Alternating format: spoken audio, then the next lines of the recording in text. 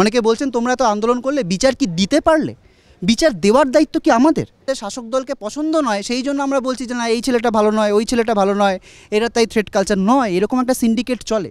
এর আগে জনস্বাস্থ্য তো রাজনীতির ইস্যু ছিল না। ধর্ষকামী ব্যবস্থা আমাদের সহকর্মীকে কিন্তু বিচার পেতে দিল না। তার মাথায় লাঠির বাড়ি পড়ছে। এইটা মানে এই দিন দেখার জন্য আমরা এই বাংলায় জন্মেছি। সেই অভিশপ্ত রাত, আরজিকর কাণ্ডের 1 বছর পূর্ণ এবং ক্যাম্পাসের মধ্যেই রয়েছে। আমাদের সঙ্গে রয়েছেন জুনিয়র ডাক্তার দেবাশিস হালদার, তার সঙ্গে কথা বলবো। 1 বছর চলে গেল, এতদিন ধরে তদন্ত, তারপরেও আর কবে ন্যায় বিচার প্রশ্ন তুলতে হচ্ছে। কি কি অভিযোগ আজ এই 1 বছর পর, কার প্রতি সেই অভিযোগ? দেখুন, নতুন করে বলার খুব জায়গা নেই। 1 বছর ধরে যা যা কথা আমরা বলে এসেছি সেই প্রত্যেকটা কথা 1 বছর পেরিয়েও, এই অভিশপ্ত দিনে দাঁড়িয়েও কিন্তু প্রত্যেকটা কথা সত্যি। এই যে আজকে দাঁড়িয়ে আমাদের আজকে আমরা আরজি করে দাঁড়িয়ে রয়েছি, এইটাই সেই জায়গায়। সামনে এটা মর্গ, এটা অ্যানাটমি বিল্ডিং। আমরা একটা কথাও ভুলিনি। আমরা ভুলিনি যে 9ই আগস্ট যখন ভোরবেলা প্রথম জানা গেল গোটা ঘটনা, এই গোটা ঘটনাকে বাড়িতে সুইসাইড বলে চালানোর চেষ্টা হলো।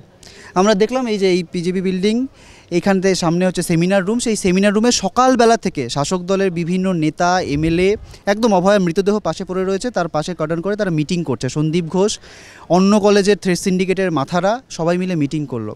আমরা দেখলাম যে পোস্টমর্টেমের আগেই মৃতদেহ বের করে নেওয়ার জন্য পুলিশ চেষ্টা করলো, পারলো না। প্রতিবাদী জুনিয়র ডাক্তাররা আটকালো। কিন্তু পোস্টমর্টেমের পর তড়িঘড়ি করে দ্বিতীয় কোনো পোস্টমর্টেমের সুযোগ না রেখে তারা কিন্তু দেহ সৎকার করলো জোর করে, এবং পুলিশি গঠন করে আপনারা দেখেছেন কিভাবে সেটা বের করা হলো, আমাদের ধাক্কা দিয়ে সরিয়ে। আমরা একদম ভুলিনি যে তারপর অভয়ের মা বাবার হাতে টাকা গুঁজে দিতে চাওয়া হলো যাতে ব্যাপারটা চেপে যাওয়া হয়। আমরা ভুলিনি যে যখন আন্দোলন শুরু হলো তখন 14ই আগস্ট, সামনে 14ই আগস্ট আছে, 14ই আগস্টে ঐতিহাসিক রাত দখলের রাত। সেই রাতে এই যে ন্যায় বিচার চেয়ে আন্দোলন হচ্ছে সেটাকে ভাঙার জন্য এই আরজিকরের প্রোটেস্ট মঞ্চ, সেই প্রোটেস্ট মঞ্চে একদল গুন্ডা একদম ভাঙচুর করলো, এবং পুলিশ ইচ্ছে করে, একদম স্পষ্টভাবে ইচ্ছে করে নিষ্ক্রিয় থাকলো, গোটাটা হতে দিল, এবং শেষে প্রেস বাইট দিল যে না না এটা তো কিছু করার নেই, এটা আসলে অনেক গুজব ছড়িয়ে পড়েছে বলে সাধারণ মানুষ খেপে গিয়ে ভাঙচুর করে ফেলেছে। আমরা ভুলিনি যে সেই গুন্ডা বাহিনী এসে কী চিৎকার করেছিল যে সেমিনার রুমটা কোথায় ভাঙবো, আশফাকুল্লা নাইয়া কোথায়, খুন করতে হবে ওকে। এই চিৎকারগুলো আমরা ভুলিনি। আমরা এটাও ভুলিনি যে এতক্ষণ আমি যে কথাগুলো বললাম সেগুলো হচ্ছে একদম রাজ্য প্রশাসনের অংশ, একদম পুলিশ প্রশাসন, স্বাস্থ্য প্রশাসনের একাংশ যে ডিরেক্টলি এই ঘটনার সাথে প্রত্যক্ষ পরোক্ষভাবে যুক্ত। এটা বুঝতে আর কোনো অসুবিধা নেই। যখন আমরা 10ই আগস্ট, আমি নিজে মেডিকেল কলেজের ছাত্র, যখন 10ই আগস্ট, 11ই আগস্ট বাইরের বহু মেডিকেল কলেজের জুনিয়র চিকিৎসক, সিনিয়র চিকিৎসক সবাই মিছিল করে আসছি, তখন এই জায়গায় দাঁড়িয়ে আশিস পাণ্ডে এদের দল, বিরূপাক্ষ এদের দল দাঁড়িয়ে বলছে যে এটা আমাদের ইন্টারনাল ম্যাটার, আমরা ম্যানেজ করে নেব, সন্দীপ ঘোষ সব ম্যানেজ করে নেবে। ফলত শাসক দল, রাজ্য সরকার, পুলিশ প্রশাসন, স্বাস্থ্য প্রশাসন কীভাবে এটার সাথে ওতপ্রোত যুক্ত সেটা বলার বাকি রাখে না। কিন্তু দ্বিতীয় প্রশ্ন আসছে আমাদের সিবিআইয়ের প্রতি। সিবিআই 5 দিনের মাথায় এই তদন্তের ভার পেল। সে এতদিন ধরে তদন্ত করলো, সে তদন্ত করার পর সে এমন রিপোর্ট দিল সুপ্রিম কোর্টে, সেখানে জাজ পানিক্কর তিনি দেখে বললেন যে তার সুদীর্ঘ কর্মজীবনে এরকম ভয়ানক জিনিস দেখেননি, শিলবন্ধ খামে দেওয়া হলো। সে চার্জশিট দিল, সেই চার্জশিটে লেখা রইল কি বৃহত্তর ষড়যন্ত্রের কথা, যে এরকম বৃহত্তর একটা ষড়যন্ত্র রয়েছে। তথ্য প্রমাণ লোপাটের মতো ঘটনা থাকতে পারে। তথ্য প্রমাণ লোপাটের অভিযোগে এই প্রাতিষ্ঠানিক খুন ধর্ষণের মূল অভিযুক্ত সন্দীপ ঘোষ, এই কলেজের প্রাক্তন প্রিন্সিপাল সন্দীপ ঘোষ, এবং টালা থানা, পার্শ্ববর্তী থানা টালা থানার অভিজিৎ মণ্ডলকে গ্রেপ্তার করা হলো। 90 দিন তারা হেফাজতে থাকলো। কিন্তু কি দেখলাম, বহু কেসের মতো, এর আগেও বহু কেসে সিবিআই একই জিনিস করেছে। সিবিআই কোনো সাপ্লিমেন্টারি চার্জশিটই দিতে পারলো না। এই মামলায় তারা ছাড়া পেয়ে গেলেন, তারা জামিন পেয়ে গেলেন। যদিও সন্দীপ ঘোষ এখন আর্থিক দুর্নীতি অন্য একটি মামলা, সেই মামলায় এখনও জেলে রয়েছেন। ফলত আমাদের প্রশ্ন কিন্তু সবার কাছে, আজকে 1 বছর পরে দাঁড়িয়ে অনেকে বলছেন আন্দোলন ব্যর্থ, অনেকে বলছেন তোমরা তো আন্দোলন করলে বিচার কি দিতে পারলে? বিচার দেওয়ার দায়িত্ব কি আমাদের? বিচার পাওয়ার, আমরা বিচার চাইছি আমাদের সহকর্মীর জন্য, আমাদের জন্য, অভয়ের মা বাবার জন্য। বিচার দেওয়ার দায়িত্ব পুলিশের, কেন্দ্রীয় তদন্তকারী সংস্থার, এই বিচার ব্যবস্থা, তারা ব্যর্থ, এই সোসাইটি ব্যর্থ, এই সমাজ ব্যর্থ, এই ব্যবস্থাটা ব্যর্থ, যারা আমাদের সহকর্মীকে কোনো বিচার পেতে দিল না।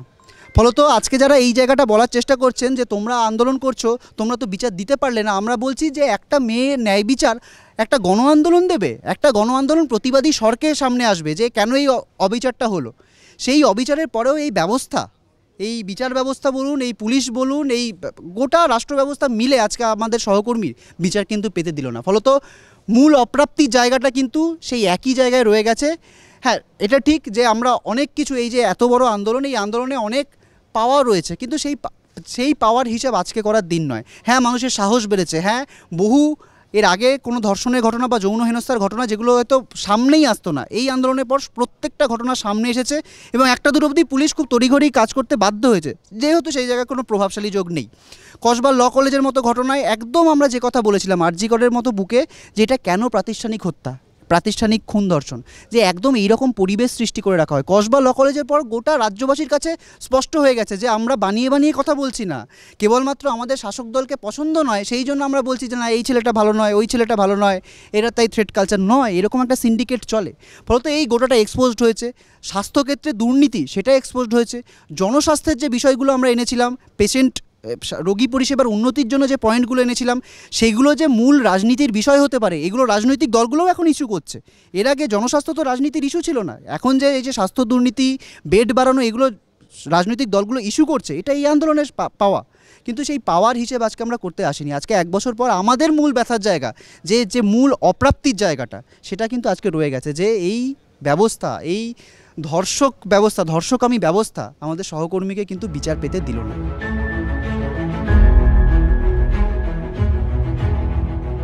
ডব্লিউবিজিডিএফের অসংখ্য কর্মসূচিতে বহু জায়গায় সাধারণ মানুষ এই কথাগুলো, স্লোগানের জন্ম কী করে হয়, স্লোগানের জন্ম হয় সাধারণ মানুষ কি ভাবছেন সেই জায়গা থেকে। সাধারণ মানুষ এটা একদম স্পষ্ট দেখেছেন যে দেখুন, এই যে সিবিআই, কেন্দ্রীয় তদন্তকারী সংস্থা, তার এই ঘটনার আগে তার কি ভূমিকা, যে কোনো একজন কনসাস মানুষ তারা খুব ভালো করে জানেন এটা কীরকমভাবে পলিটিক্যাল টুল হিসেবে ব্যবহৃত হয়, এরকম নানা জিনিস রয়েছে। কিন্তু তারপরেও মানুষ আস্থা রাখতে চেয়েছিল। কিন্তু কি দেখলো আজকে, যে ইনভেস্টিগেটিং অফিসার সীমা পাহুজা, তার সাথে আমরা যখন দেখা করেছি, বহুবার অভিযান হয়েছে, দেখা করেছি, তিনি বলেছেন আমি তো একজন মেয়ে, আমি একটা মেয়ের কষ্ট বুঝি, তোমরা চিন্তা করো না, তদন্ত হবে, সবাই ধরা পড়বে।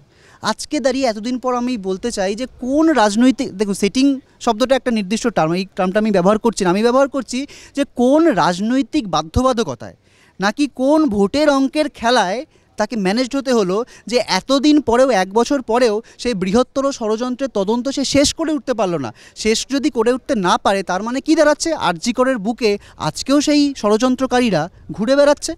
যে সঞ্জয় রায় বলা হচ্ছে একা সঞ্জয় রায় দোষী, আমি তর্কের খাতিরে ধরে নিচ্ছি একা সঞ্জয় রায় দোষী, আমি ধরে নিচ্ছি যে ঠিক আছে আর কেউ দোষী নয়, একা সঞ্জয় রায় সব ঘটনা ঘটিয়েছে। আপনি বলুন তো, এই রকম একটা জনবহুল জায়গায়, এইরকম একটা মানে কি বলবো জনবহুল হাসপাতালে একটা মদ্যপ সিভিক ভলেন্টিয়ার, যে কিনা কলকাতা পুলিশের কর্মচারী, এটাও মনে রাখতে হবে, সে মদ্যপ অবস্থায় একটা 4তলা সেমিনার রুমে কারুর কোনো সাহায্য ছাড়া, কারুর কোনো হেল্প ছাড়া এলো, ঘটালো, চলে গেল, কেউ জানতে পারলো না। আমরা তো হাসপাতালে ডিউটি দিই, আমরা খুব ভালো করে জানি।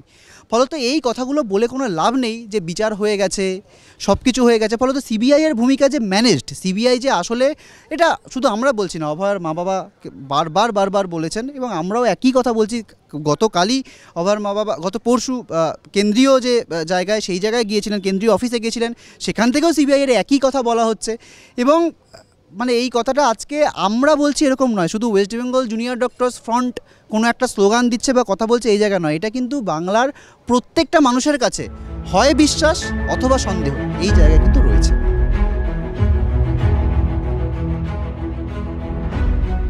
দেখুন, খুব স্পষ্ট কথা যে জায়গা থেকে আজকের যে নবান্ন অভিযান, সেই জায়গায় আমরা ক্লিয়ার স্ট্যান্স আগেই নিয়েছিলাম, আমরা কাকু কাকিমাকেও জানিয়েছিলাম যে আমরা কী কারণে থাকতে পারি না। তার কারণ হচ্ছে আমরা প্রথম দিন থেকে রাজনৈতিক এবং অদলীয় কেন?